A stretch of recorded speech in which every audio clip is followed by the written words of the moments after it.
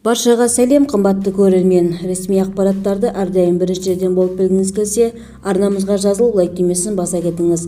Лайк басқан қолыңыз Қабатулла қабырғасын ұстауды нәсіп етсін. Ендеше мен бастадым. Павлодарда өрт кезінде пәтер иесі көз жұмды. Өртті ауыздықтауға жеке құрамнан 36 адам және 9 техника жұмылдырылды. Өрт темекі шегу кезінде отты абайсыз пайдалану салдарынан болған деп хабарлады Түркістан.кз. Павлодар.кз сайтының мәліметінше түнде сағат 00:37-де 101 пультіне Сұраған көшесі 22 мекенжайы бойынша пәтерден түтін шығып жатқан туралы хабарлама түскен. Кіреберіс металл есік арнайы құралмен ашылды. Газ түтіннен қорғау қызметі 1977 жылы туған пәтер иесін ес-түссіз күйде шығарып жедел жәрдем қызметіне тапсырды. Тілсіз жауды ауыздықтауға жеке құрамнан 36 адам және 9 техника жұмылдырылды. Өрт сөндірушілердің күшімен сағат 00:59-да өрт толығымен сөндірілді. Видеомыз кеңінен тарап, қажетті жерге жету үшін лайк түймесін баса кетіңіз.